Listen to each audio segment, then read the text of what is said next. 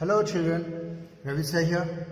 Dear children, today we are going to start a new chapter, India's Heritage of Science and Technology, the 5th unit in the history section of your social science textbook for class 10. Dear children, this chapter, for your kind information, this chapter is one of the most important chapters in the social science textbook from board exam point of view, because generally from this chapter many important questions are being asked, right? Especially the essay type questions, but keeping in mind the present situation of COVID-19, it's also possible that the board may ask 1 mark, 2 mark or 3 mark questions as well, right? Apart from 4 mark questions. So in all the chapters, we have to be prepared from all the ways, right? Anyways, before we switch over to the chapter, first let's have a look at the main topics that we are going to discuss in this unit. First, we shall have a brief introduction to this chapter. Then, topic number 2, science and medicine. Then, mathematics. Then, astronomy and astrology. 5th, Vastu Shastra. 6th, chemistry. And finally, metallurgy. बच्चों, आपकी text book में इस chapter की शुरुआत introduction के बाद metallurgy से शुरू होती है, मेटलर्जी और केमिस्ट्री से. लेकिन I have changed the order of the main topics. Why? So that शुरुआत में मैंने वही चैप्टर टॉपिक्स लिए हैं जो आपको ज़्यादा से ज़्यादा इंटरेस्ट डेवलप कर सके, राइट? ओके. तो बच्चों, जैसे हमारा टाइटल कहता है, हमारा इस चैप्टर का टाइटल है India's heritage of science and technology. Now so far first chapter history में हमने क्या देखा था? Yes, natural heritage and cultural heritage both, right.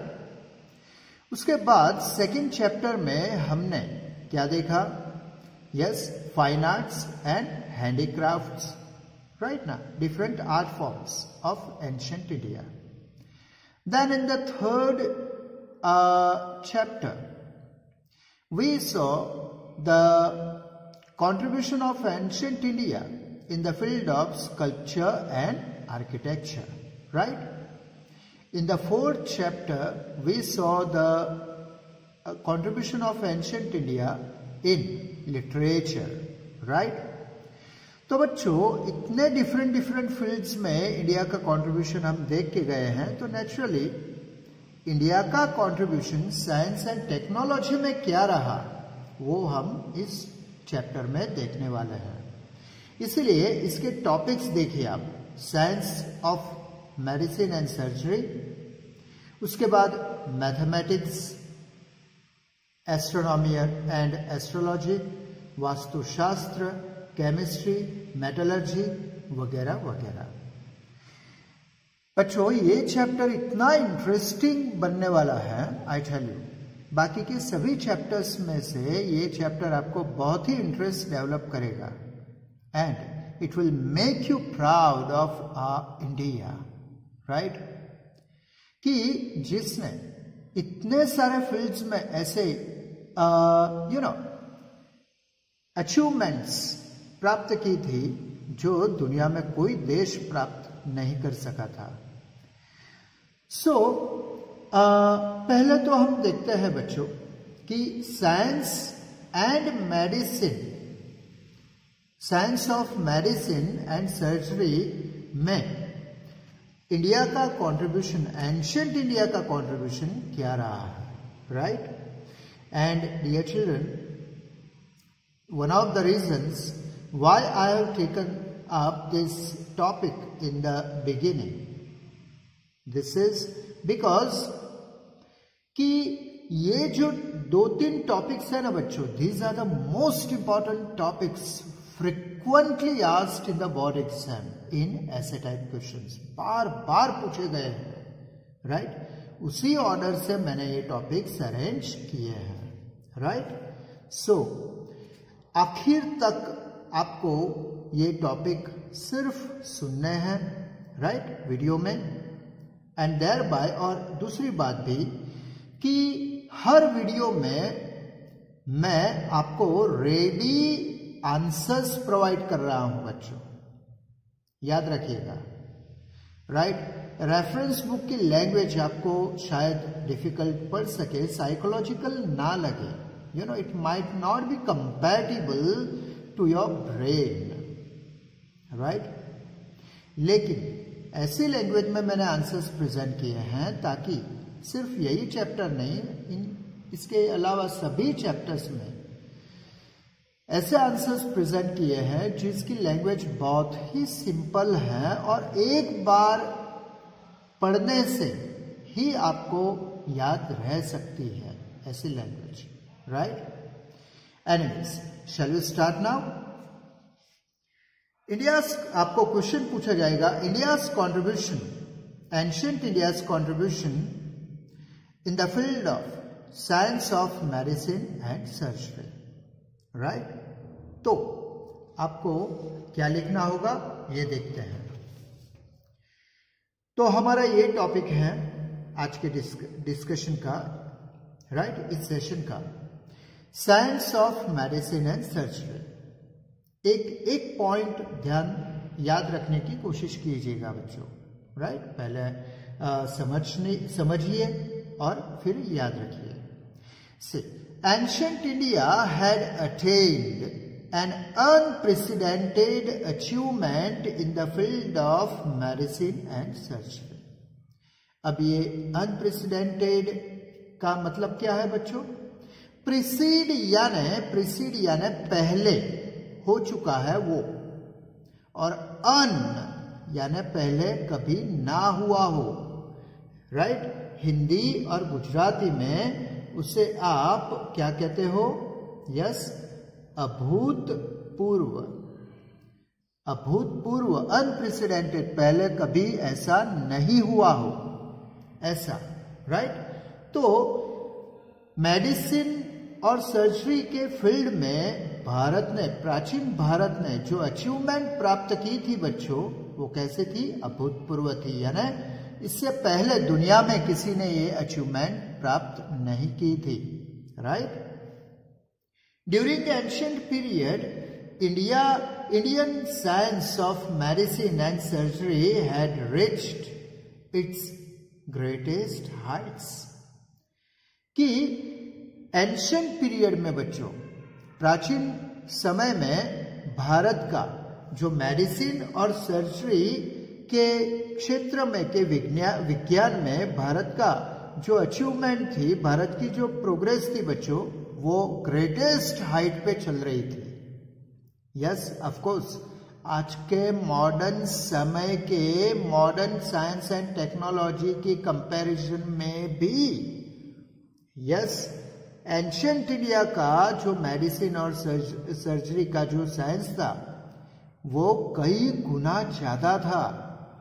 कई हिस्टोरियंस के मतानुसार, कई great scholars of medicine and even historians like William Hunter, वो तो वहां तक कहते हैं कि प्राचीन भारत ने साइंस के दुनिया में, साइंस के फील्ड में इतना अचीव कर लिया था कि अब कुछ अचीव करने लायक उन्होंने कुछ छोड़ा ही नहीं था। यस, और इतना ही नहीं, आज का जो मॉडर्न साइंस है बच्चों, वो एंशिएंट इंडिया के, एंशिएंट साइंस के सामने सिर्फ 30% दिखता है बच्चों, ओनली 30%।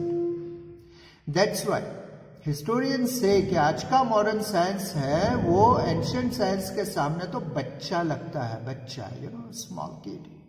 यस, देखते हैं कैसे। Since ancient period Indian sages, जो भारतीय ऋषि मुनि थे, बच्चों सिर्फ ऋषि मुनि नहीं हुआ करते थे, they were the great scholars in their subjects. Yes, they were the professors.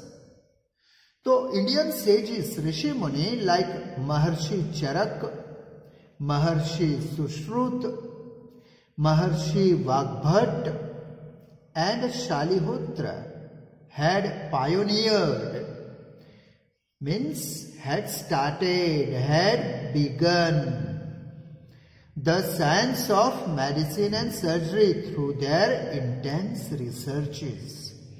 उनके रिसर्च के द्वारा इन सभी ऋषि मुनियों ने science of medicine and surgery के दुनिया में कई सारे रिसर्चेस किए थे बच्चों, राइट। पहले देखते हैं महर्षि चरक का कंट्रीब्यूशन। बच्चों एग्जाम में भी अगर आपको ये सवाल पूछा जाता है तो ऐसे ही हेडिंग करके करके आपको लिखने हैं ताकि आपको पूरे मार्क्स आपको मिल सके। वरना आप रेफरेंस बुक को अगर रिफर करने जाओ तो बच्चों रेफरेंस बुक है that is meant for the mass, है ना। मेजोरिटी स्टूडेंट्स है उनके लिए बनी होती है, और मेजोरिटी स्टूडेंट्स यानी कॉमन स्टूडेंट, एवरेज स्टूडेंट्स के लिए, तो उनके लिए आंसर्स भी एवरेज ही देने होंगे, राइट ना। और आंसर्स अगर एवरेज रहे बच्चों तो मार्क्स कैसे होंगे, एवरेज ही होंगे ना। 4 आउट ऑफ 4 की तो बात भूल ही जाओ। अगर 4 आउट ऑफ 4 चाहिए, एक्स्ट्रा ऑर्डिनरी मार्क्स चाहिए बच्चों, तो एक्स्ट्रा ऑर्डिनरी आपको परफॉर्म करना होगा, आपका आंसर एक्स्ट्रा ऑर्डिनरी दिखना चाहिए, राइट, इन प्रेजेंटेशन ऑल्सो। सी पहले देखते हैं महर्षि चरक का कंट्रीब्यूशन क्या था। कौन थे Maharshi Charak? Maharshi Charak was a great scholar of medicine. ये मेडिसिन के स्कॉलर थे, याद रखिएगा, है ना। आज के समय में होते हैं ना बच्चों वो एमडी कहते हैं, राइट, डॉक्टर ऑफ मेडिसिन। आपको कुछ भी बुखार आया, सर्दी हो गई, दिस एंड दैट, ये सारी बीमारियां लेके हम उस एमडी के पास जाते हैं। वो चेक करता है और उसके बाद दवाइयां आपको प्रिस्क्राइब कर देता है। तो एमडी जिसे कहता है ना, तो महर्षि चरक वो थे, right, scholar of medicine. He wrote a book Charak Samhita. उन्होंने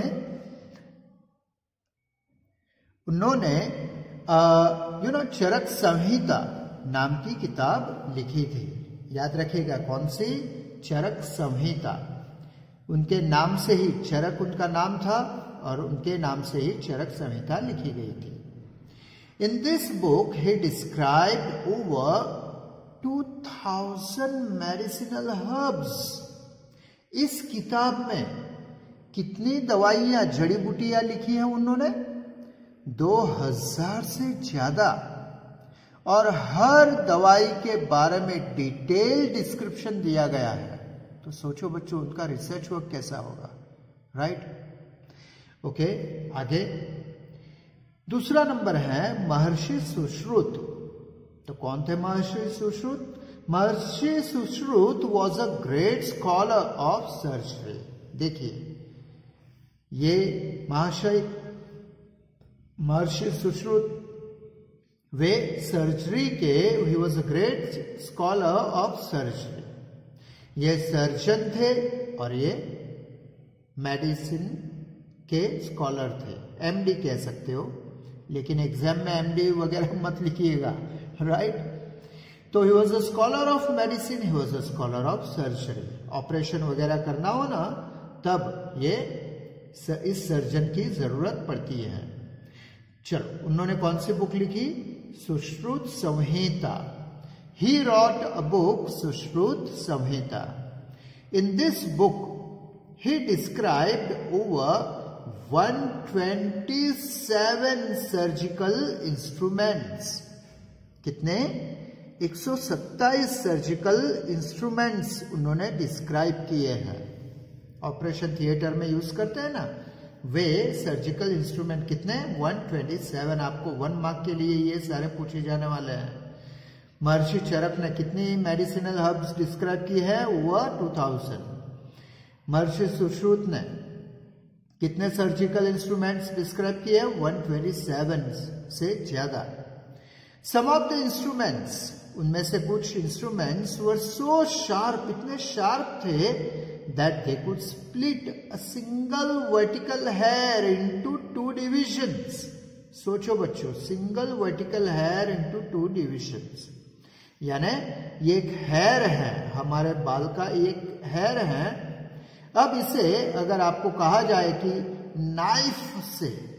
नाइफ से डिसेक्शन करने वाले नाइफ से आप इस बाल को ऊपर से लेकर नीचे तक ऐसे 2 डिवाइड करना है, भाग करना है, that is impossible.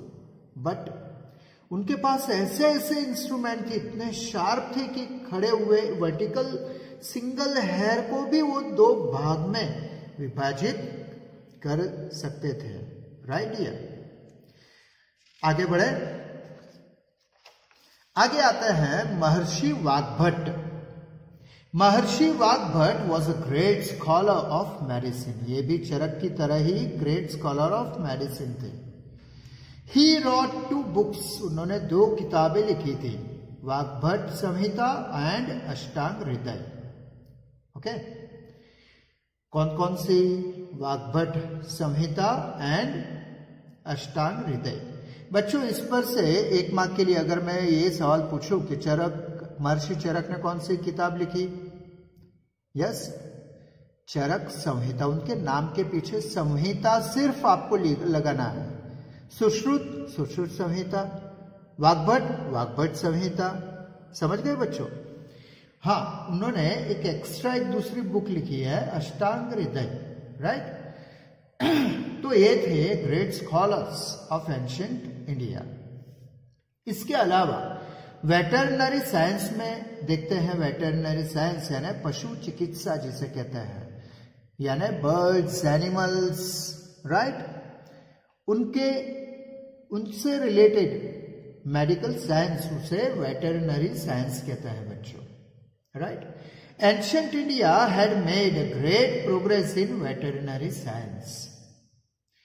They wrote books on diseases related to horses, अश्व संस्कृत में जिन्हें कहते हैं, एंड एलिफेंट्स, कि हॉर्सेस पर और एलिफेंट्स पर उन्होंने उनसे रिलेटेड जो कोई डिसीजेस होते हैं तो उनसे रिलेटेड बुक्स लिखी थी। For example, a scholar named Shalihotra wrote 2 books on veterinary science as follows. Number 1, हस्ती आयुर्वेदा, हस्ती यानी हाथी, एंड अश्वशास्त्र, अश्व यानी घोड़े, राइट, अश्व। तो ये 2 किताबें किसने लिखी थी, शालिहोत्रा ने लिखी थी। बच्चों एक सवाल आपसे पूछूं कि ये घोड़े और हाथी पर इतने रिसर्च वर्क इन्होंने क्यों की थी, ये इतने इंपॉर्टेंट थे? ऑफ कोर्स, बिल्कुल बहुत ही इंपॉर्टेंट थे बच्चों। याद कीजिए, आपने अगर सीरियल्स देखी होंगी, माइथोलॉजिकल सीरियल्स देखी होंगी, तो उस जमाने में युद्ध में ज्यादातर किसका इस्तेमाल होता था? यस, हाथी और घोड़ों का ही इस्तेमाल होता था। और इसीलिए इन 2 animals they were considered to be very valuable, और इसीलिए उन पर ये किताबें लिखी गई थी, उनको बीमारी से दूर रखने के लिए। उसके अलावा बच्चों कि चक्रपाणि दत्त, याद रखिएगा ये 1 मार्क में बार बार पूछा जाता है ये सारे क्वेश्चंस। चक्रपाणि दत्त, उन्होंने क्या लिखा था? चिकित्सा संग्रह, राइट। चक्रपाणि दत्त, इन्होंने क्या लिखा था? चिकित्सा संग्रह लिखा था। महर्षि पराशर, उन्होंने क्या लिखा था? वृक्ष आयुर्वेद। क्या? वृक्ष आयुर्वेद। महर्षि पतंजलि, यस, बाबा रामदेव याद आ गए आपको? महर्षि पतंजलि रॉट योग शास्त्र। बाबा रामदेव भी योग ही करते हैं। आगे, ब्रह्मभव्य पंचाल रॉट प्रजनन शास्त्र, राइट। वात्स्यायन रॉट काम सूत्र। Besides, Hindu herbal science of ancient India is enriched with huge collection of minerals and medicines from plants and animals. कि हिंदू हर्बल साइंस में एंशियंट इंडिया का जो हिंदू हर्बल साइंस है बच्चों, उनमें भी कई प्लांट्स और एनिमल्स के मिनरल्स मेडिसिन की तरह इस्तेमाल किए गए हैं। It presents a detailed and complicated process of making medicines, their classification and usage. कि ये किताबें हैं वो, ये सारे जो हर्ब्स हैं, मिनरल्स हैं, कि उनमें से दवाइयाँ कैसे बनाई जाती हैं, उनका क्लासिफिकेशन, उनका उपयोग वगैरह वगैरह डिटेल में डिस्क्राइब किया गया है। They could even stop blood circulation with bowl-shaped bandage. बच्चों ये आपको समझने की जरूरत है। They could even stop blood circulation with bowl-shaped bandage.